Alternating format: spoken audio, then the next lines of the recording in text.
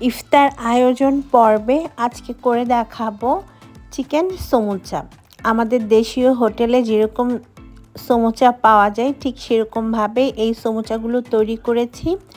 আশা করছি রেসিপিটি আপনাদের ভালো লাগবে। ভালো লাগলে আমার চ্যানেলটিকে সাবস্ক্রাইব করে পাশে থাকা বেল বাটনটি প্রেস করে রাখবেন। এতে করে আমি যে কোনো ভিডিও দিলে তার নোটিফিকেশন চলে যাবে।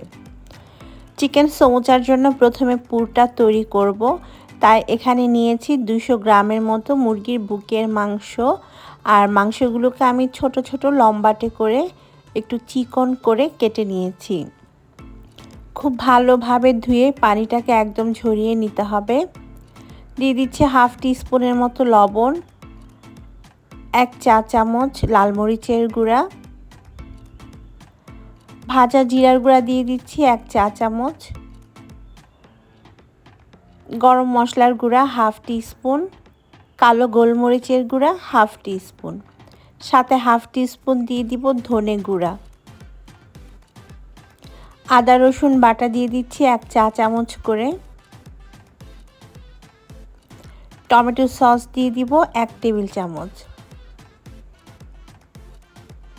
এবার সব কিছুকে খুব ভালোভাবে মিশিয়ে নিতে হবে। খুব ভালোভাবে মিশিয়ে নেওয়ার পর আমি 10 থেকে 15 মিনিটের মতো রেখে দিব ঢাকনা দিয়ে ঢেকে। আপনাদের হাতে যদি সময় না থাকে ম্যারিনেট করার দরকার নেই।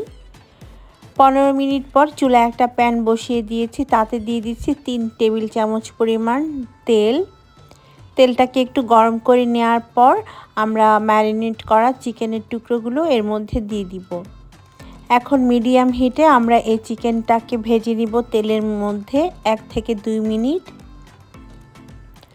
যখন চিকেনের কালারটা একটু চেঞ্জ হয়ে আসবে, এই যে কালারটা চেঞ্জ হয়ে গিয়েছে, এবারে আমরা ঢাকনা দিয়ে ঢেকে দিব আর মিডিয়াম হিটে 2 থেকে 3 মিনিট রান্না করব।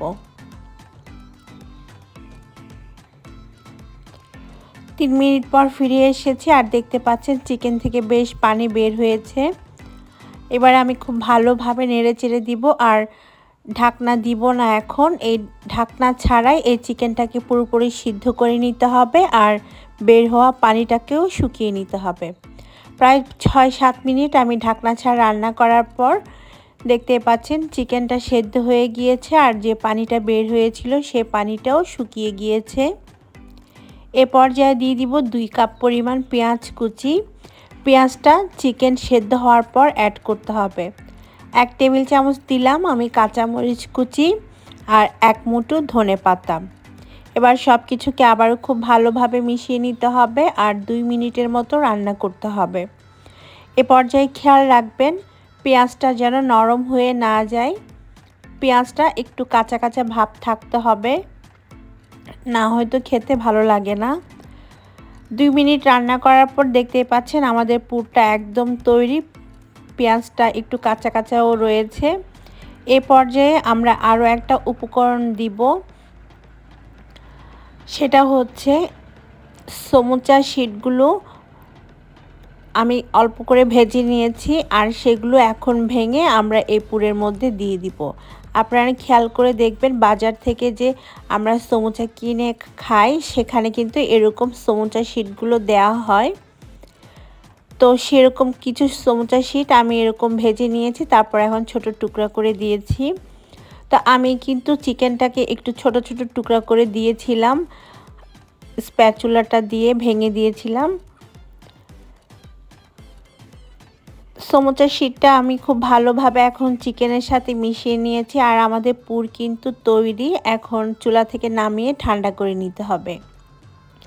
আজকের সমুচাগুলো তৈরির জন্য আমি এখানে নিয়েছি রেডিমেড সমুচা শিট। এগুলো আপনারা যে কোনো সুপার শপে কিনতে পাবেন, সবখানে পাওয়া যায়, এখন মুদি দোকানেও পাওয়া যায়। আর এগুলোকে আমি কেটে নিয়েছি সমুচা যেরকম সাইজের করব ঠিক সেই সাইজ করে। ফ্রিজে থাকে এই সমুচা শিটগুলো, ফ্রিজ থেকে বের করে তারপর নর্মাল তাপমাত্রায় আনতে হবে, তারপর এরকম কেটে নিলেই হবে। আমরা সমুচাগুলো আঠা লাগানোর জন্য এখানে 1/4 কাপ ময়দার সাথে আমি সামান্য একটু পানি নিয়ে একটা আঠার মতো তৈরি করে নিয়েছি আর এটা আমরা সমুচায় লাগাবো সিল করার জন্য। এবারে সমুচা তৈরি করব, তাই নিয়েছি একটা সমুচার শিট। এখন কোনো এক্সপ্লেন করা যাবে না, আপনারা ভালোভাবে ভিডিওটা লক্ষ্য করে তারপর শিখে নেবেন কিভাবে এই সমুচাগুলো বানাতে হবে। ঠিক আমি যেভাবে বানাচ্ছি ওভাবেই ট্রাই করে দেখবেন, আপনারাও পেরে যাবেন।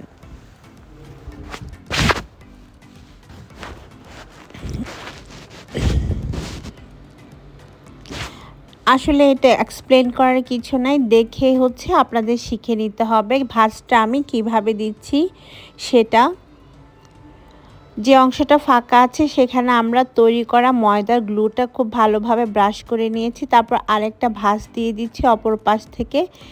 আর খেয়াল রাখবেন ভাঁজটা যেন 3 কোণা হয়, ঠিক এভাবে করে ভাঁজ করে দিবেন। আর যে কোণাটা রয়ে গিয়েছে সেটা এভাবে লাগিয়ে দিবেন।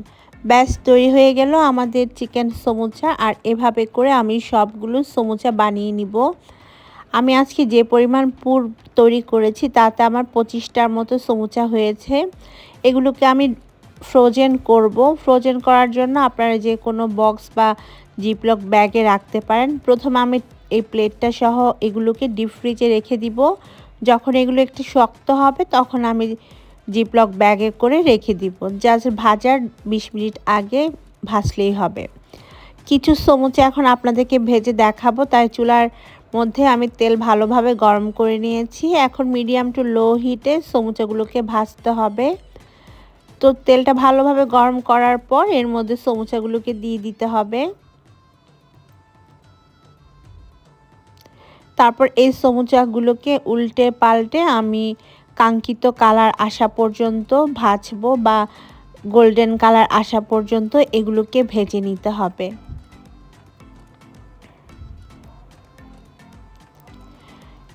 এই যে দেখতে পাচ্ছেন খুব সুন্দর একটা কালার চলে এসেছে সমুচার।